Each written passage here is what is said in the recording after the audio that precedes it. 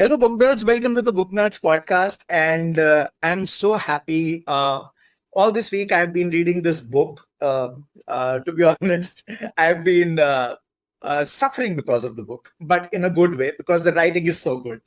And the book is called The Poisoner of Bengal. And it's by the amazing Dan Morrison. Thank you, Dan, for being here, taking time out.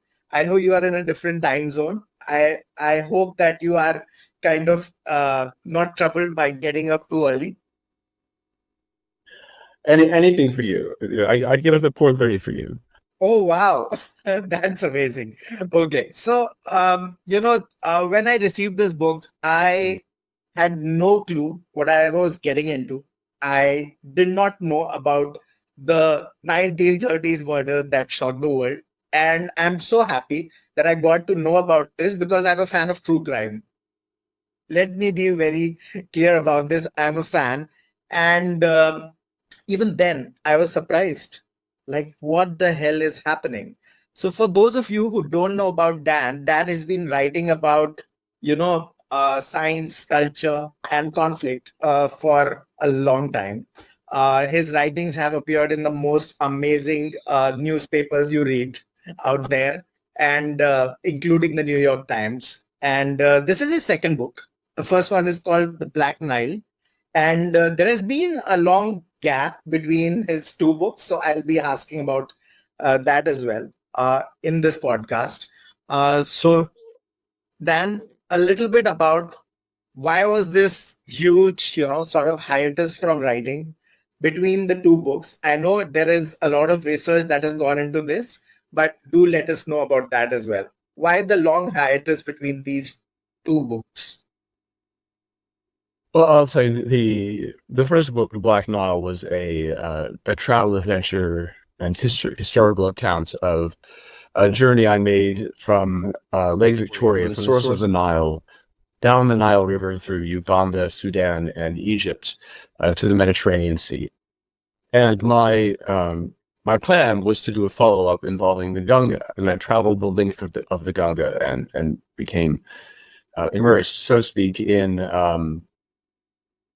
the history, but also the scientific and environmental aspects of the river and the cultural, of course. And I sort of got lost in a million eddies, and I don't know what the aquatic version of a rabbit hole is, but I went down many, and in the end, that book itself did not come together. But I ended up with a ton of leads. I went from the Muir Glacier down through Bangladesh into the Bay of Bengal, the Sundarbans.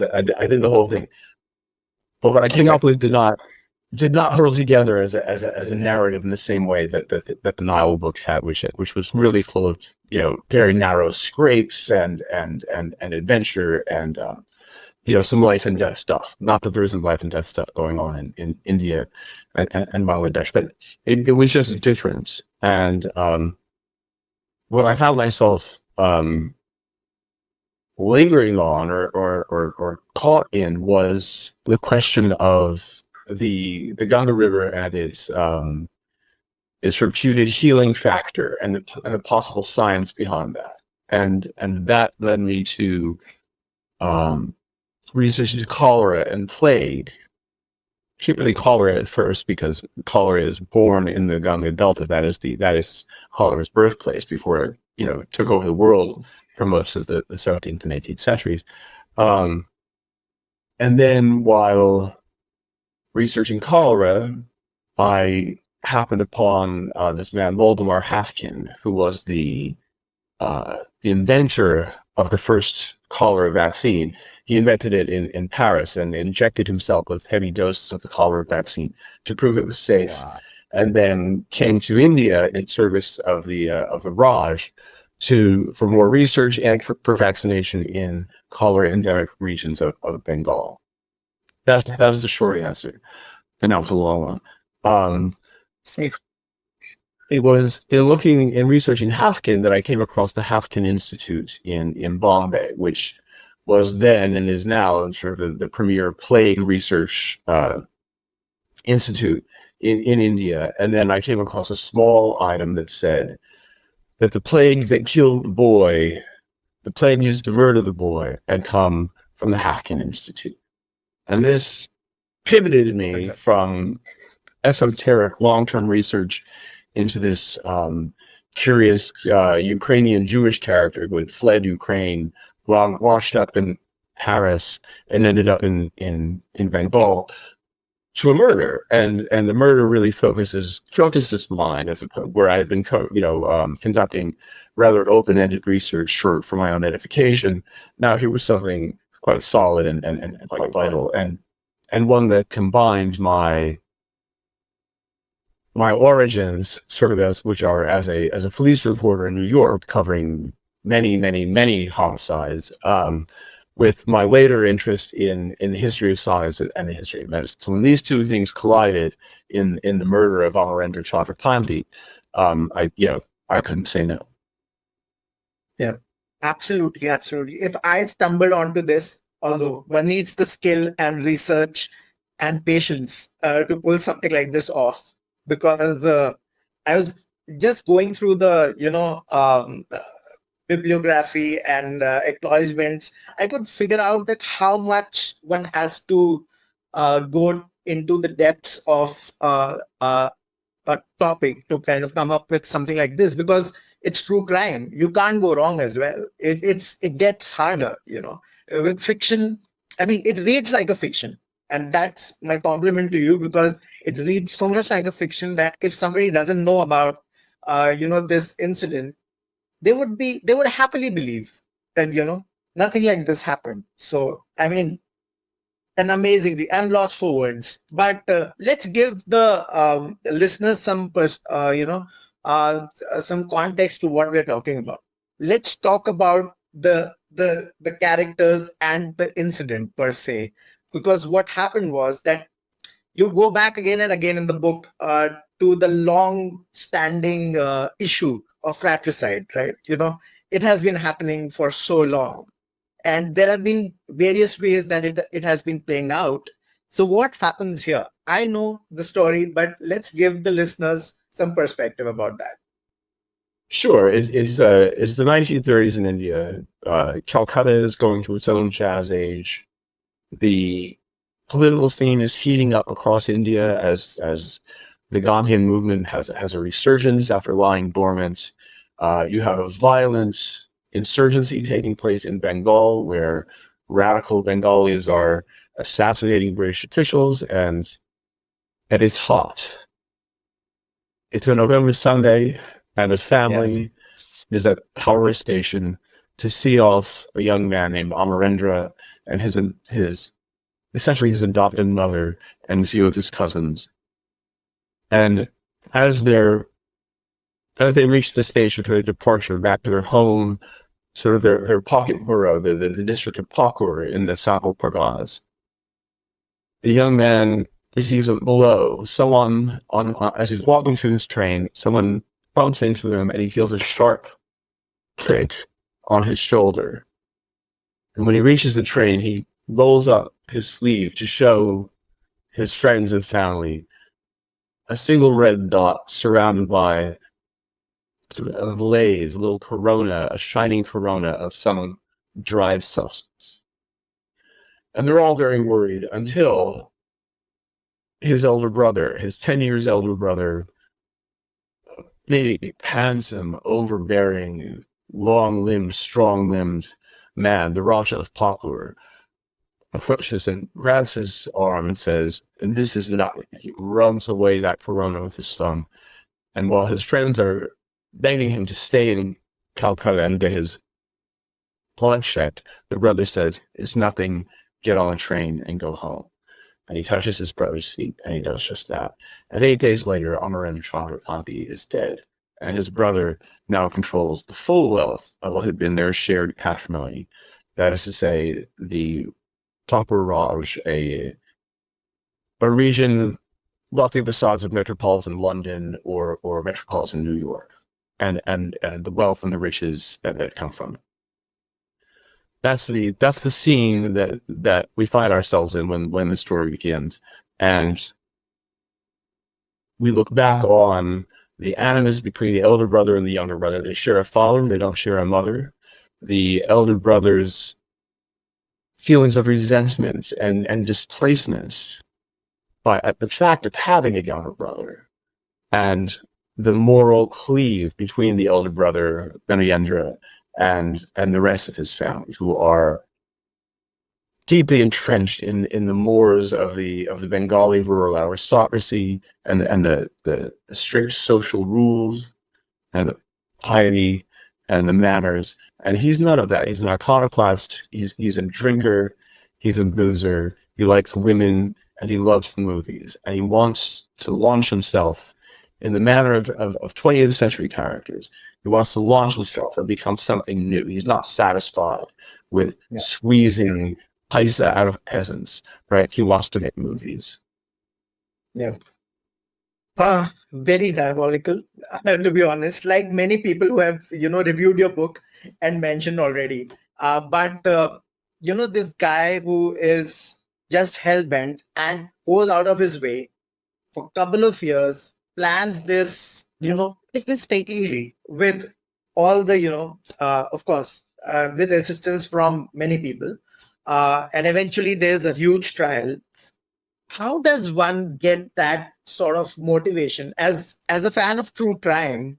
How does one get that sort of motivation to go to that depth of, um, to do something so bad to someone who is so close? That's something that is very strange for me. I mean, you really gotta want it, right? It's you're not to see it as that's almost existential. That this is imperative, right, for your existence. And I believe that Benoy saw this as absolutely necessary for him to secure his own future and his own reinvention. And they put in the time, they put in the work, and they almost succeeded. Almost. I think they were pretty smart. I mean, you always leave behind, breadcrumbs, but they tried their best. And I think so because of lack of, I mean, the times, 1930s, they they could have been caught earlier, perhaps. But okay. Anyways, I really wanted to ask you about this fascination of um, Benoy with films, and you have, at multiple times in the book, you have mentioned Sulochana, the star from the early 1900s, from the silent movies, and this guy is fascinated by movies. He goes to movies every other day, and he's partying, and he's a complete hedonist. I'm not lying. I was liking him for a bit, to be honest. But then again, yeah. So what about the movies? This fascination, and of course the reference of Mr. Doyle, and his inspiration. And I mean, it's a conjecture. I mean, you are speculating in the book, but what are your thoughts about it? So the movies are clearly a fascination for Benoyendra, who is himself, he's a cinematic villain, and right, you say he's appealing. He is appealing. He's a terrible person, but he's fully terrible. Um, he's even his enemies say they never saw him lose his temper. One of his jailers describes him almost as the most beautiful man he'd ever seen. A truly noble. As he's sitting in Alipur jail, under the gallows, the jailer says he was the most noble creature he'd ever witnessed, and also one of the few true criminals he had ever seen pass through Alipur jail. Both of these things at the same time. Benoyendra loves the films. There's testimony at trial that he went to the movies every other day, often alone, just to be in the film and watching the magic of light on silver. In his testimony, he describes in detail his plan to create a truly Indian cinema, like a Hindustani cinema that would compete, he hoped, with the American and British films that were far more popular in India. Particularly these American films created a moral panic both among the British and among Indian traditionalists. For the British, they showed true life in the West, and that included crime, and that included essentially Anglos behaving badly, including white women. And for British authority, this was intolerable, because they felt that it would diminish the respect and the awe that, in their mind, the average Indian felt for the whites, and particularly for white women. And this was a phenomenon across the empire, that they were worried about these American gangster films showing women drinking and partying with men with guns. So he was into it, and he was serious about it. As it happens, just as he is hatching this plot, a film comes through India, which is The Adventures of Sherlock Holmes, and it is an amalgam of two Holmes stories, one of which is The Adventure of the Dying Detective, in which Sherlock Holmes pretends to be poisoned to catch a killer who has murdered his nephew with a jab of a mysterious disease. And that mysterious disease, which is not named in the book, the symptoms are those of septicemic plague, which is, say, bubonic plague, but injected into your blood, and what results from that? The death from your body being overrun by plague germs and internal bleeding and things like that. The similarities are uncanny, and the timing is perfect, because it happens just the film appears in India just as things are getting hot between the brothers, and the younger brother Amarendra is reaching his maturity and is now able to sue for his share of the property and his share of the riches, which his older brother has been, pilfering and stealing and siphoning and using to very entertaining, for entertaining purpose. So that's the crux of it, is that it matches this Sherlock Holmes murder pretty well. The book appears in India in the late 1800s. A silent version of the film, of that story, goes through the empire in the 1920s, and then in 1930, 31, I can't recall exactly, just as it's getting hot between the brothers, this American talkie appears with the same theme. Benoyendra hooks up with a sort of a marginal Bengali physician who has trained in microbiology at the Calcutta School of Tropical Medicine, and together they get to work. Wow. It's incredible. And,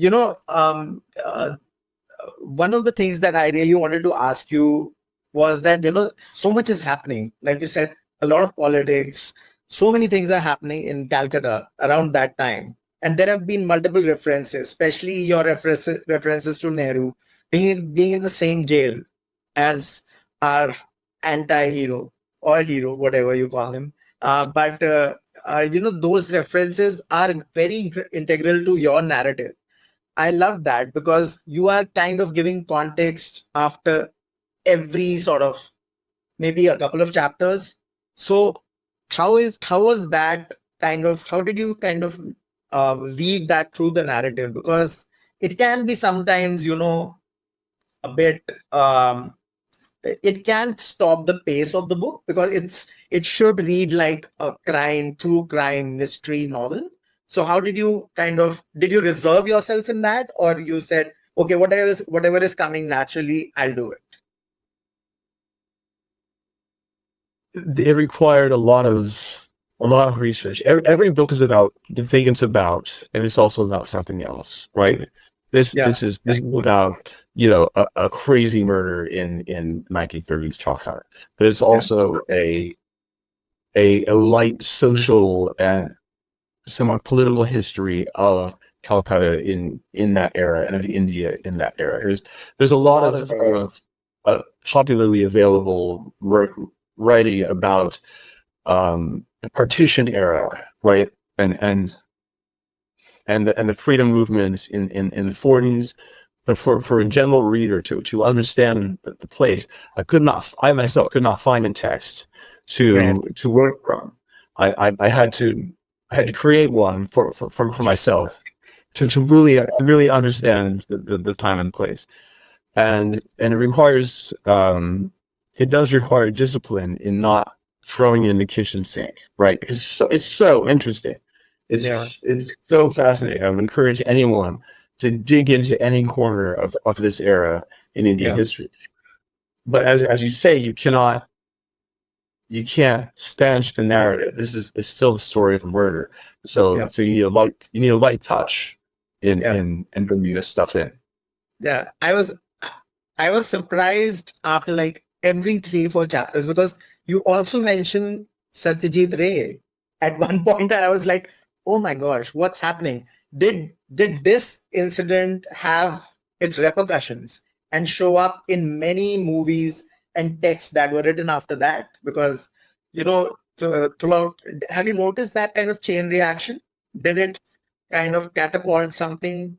Uh, The at the time it was a sensation, and as Satyajit Ray writes himself, there were daily pamphlets, and the newspapers, went crazy with it. yeah. He was a boy, he was a schoolboy, but one of his teachers was on the jury, was on the 6-man jury, Wow. and despite their pledge for confidentiality, Yeah. this teacher would come back to the school and regale the boys with Yeah. what had happened at trial that day. Um, the the question of the film, that in 1977, there was a melodrama called Raj Basha, and forgive me because I can't at this moment remember the filmmaker, and I It's, apologize. I think it's the last chapter, right? I think the readers can go and read the book and kind of figure it out also. Yeah, I think and my it's fine. gosh, it's a gorgeous black and white film, like one of the last one of the last sort of quality Indian dramas shot in black and white. Color was already coming in, Right. and it's sort of a bowdlerization of the Pakur murder case, in which Yeah. the killer is not the heir. The killer is a bastard son of a fictional Raja who Right. returns and commits murder to regain what he sees as his rightful place. Yeah. And then there's then a cascade of misfortune. He wound up in prison, where he, being a noble soul, wishes to stay. He's released in an amnesty, but doesn't want to go home. Yeah. It's a lovely film. It's the only cinematic takeoff that I'm aware of the Pakur murder, but it's worth watching. It's entertaining I think for it what it should is. be. I think it should be made again because I mean, Gen Z would love to perhaps learn about this. It is such a story which would transcend generations. I'm excited. If this comes out on Netflix, I'll be all in. I will watch it. It's crazy cinematic. It can hold together as a film, and it could certainly hold together like a six episode, Yes, limited. absolutely, absolutely, absolutely. Six episode. Yeah, that would I be mean, the the murderer is sharing an address with the future prime minister. yeah. With one Why of the not? followers of independent India. And they're there for completely different reasons. One is in there for sedition, basically for Yes. making an anti-British speech. And Yeah. the other is in there for, you know, bumping his brother off with germs. It's Yeah. horrific. There's so much going on. So I watched this OTT series called Rocket Boys, and it's so interesting. It's about India's space explorations and what was happening at ISRO, and it had also so much of history going on, and so it's kind of that domain, but not exactly. But I would love to watch. Anyways, so let's talk about the pitching process. Was it commissioned this book, or you were like you had to pitch this to many publishers? What happened there, and what were the reactions? Initial reactions? I would be Yes, I started writing. Then I got an agent, and then I pitched. I didn't create a full manuscript, but I thought that the owing to the lack of American characters in the book and an American angle Yeah, outside of the cinematic angle. yeah, I got an agent in London, and we pitched the UK, and we pitched India. yeah, Um, it was an interesting time in uh, in the West in the Anglo speaking West. This happened at a time of sort of strong cultural upheaval between COVID and the first Trump term, and these anti-police brutality protests that sort of yeah, swept the United States. yeah. Um, and I, people loved the story. At times there were concerns about, in that moment, of a foreign author writing about Indian history and a Mm, foreign author writing in a way that was not in an outright condemnation against colonialism, right? yeah. The implicit descriptions were not sufficient Okay. for for that moment, and so there was some hesitancy there. That there was just some hesitancy there. I won't comment on the validity of that, but that's what we were caching in London and in New York. I think it's not about that exactly. So it would be perfect that you didn't go on to justifying or not justifying, colonialism. It's not about that. So I didn't find the need to go into that, to be Oh, honest. you can just tell it how it is. You know, it would be legal in British India for an English woman to live unmarried with an Indian man. It was Yeah. illegal where prostitution was legal. It was illegal for an English woman to participate in that prostitution. She would be instantly deported. Like, that to me says enough. Yeah. You know, it I says think it all, really. absolutely, absolutely. And also, I think that's another book as well. Because then you would be shifting the focus from what's happening, the action. And there was too much happening. I didn't want to get distracted by all the history. So it was like fleeting, and then it would just go away. So I was happy with that as a reader, just uh, worried about how I'm going to have fun in this book. And that's my perspective always. Just while reading, I need to have fun. And maybe it's because of, maybe it's plagued, but I need fun, in this storyline. But the point is the audience. The point is the reader, and to give the reader something they can sink their teeth into, and come away satisfied. And and so boxing is not the way. Yeah, yeah. So, my final question is about all the medical terms, and you have a background in, about germs, and and it's strange that so many things are, so many aspects of this is still the same. We encountered so many similar things during COVID. People not believing, the vaccine. There were all sorts of, theories about it, conspiracy theories. So some things just don't change. I was amazed that 100 years in. Yeah, it was really uncanny. So when the third plague pandemic hit India in the 1890s and continues into the 1940s, um, the the conspiracy theories, the fear, the official denial in initial official denial of the severity of this, all of that was mirrored in COVID-19. Um, the rise of the silver bullet cures, of the inexpensive silver bullet cure that is being suppressed by those above us, right? In the U.S., ivermectin was huge as a supposed cure, as was hydroxychloroquine.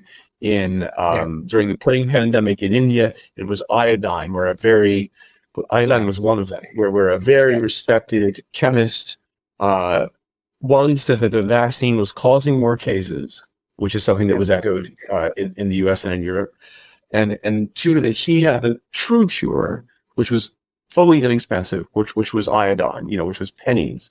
And people held to this to the point that the defense of Taranath Bhattacharya, the physician accomplice, The that he colors. wasn't looking to murder anyone. He was looking to make it cure based on neem and iodine. That was Taranath's defense.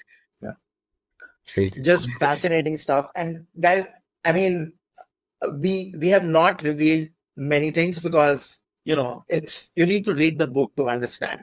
There are some things which, if we reveal, it will be just spoilers and you won't enjoy the book. So you need to go and read the book and let us know in the comments how do you like it, and leave a review on Amazon if possible. Actually, do leave a review on Amazon. It helps the author. And of course, just let us know what were you excited by the most in the book.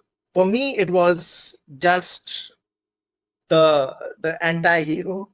He was just something else. I've never encountered such a character for a long time, so I was excited by that. But do let us know, and Dan know. Dan, are you on any social media where you are active, or people can email you, something like that? Sure, I'm on Instagram as, I believe, DM South Asia. Okay, we leave the Instagram handle over here, down below and in the comments. So thank you so much, Dan. This book is fascinating, and I have to thank the Jaipur Literature Festival for us meeting each other. you know, at that party where everybody was having fun. But I'm glad that we could meet, and I could read this book. It's called The Poisoner of Bengal, and it's quite something. So this is a high recommendation for me. Do read it and let us know how you liked it. And looking forward to much more, Dan. Are you writing something else, or you're busy with your journalistic endeavors? The covering politics in Washington D.C. is a bit intense right now, as you can imagine. But I'm working on something else involving crime and Europe and America. Absolutely. I would love to know more about what's happening in Washington, D.C., but that will take 10 podcasts, I believe. So, thank you so much for being on the Booknerds podcast. And do you have any book recommendations? Because our viewers love those from authors, especially. Off the top of my head, let me think. There's a great scientific history book called Hold on a minute, I'm going to look it up. It's No called. worries. No worries. Yes, I apologize. It's called Ghost Map. And The that's the Ghost. story of the Ghost Map is the story of an outbreak of cholera in Okay. London's Soho, and the researcher John Snow, who uses sort of novel techniques of epidemiology, novel for the time, to track down the source of the cholera that is wiping out people in this district of London. And what's fascinating is not just what he does or the character Snow, but also his reception, in which he's a country doctor, known as he's known as a OBGYN. He delivers babies, but he finds his secret. He finds out what's causing cholera, but because he's from the provinces and because he's known as a guy who delivers babies, including a child in Victoria, no one believes him or respects him, and it takes years and years and years for the reforms to be implemented that eventually squash cholera in London. So for decades after his discovery, people continue to die of cholera because the wider institution won't pay attention to him, won't take on board his suggestions, and they remain in their habits of drinking dirty water. Yeah. Thank you so much for the recommendation. This is the first on the Booknerds podcast. This is a very different one. Thank you so much. And thank you for writing this book, which is so racy. And we needed this on the literary horizon. Thank you so much. Thank you, Noah. Thank you for having me. Thank you.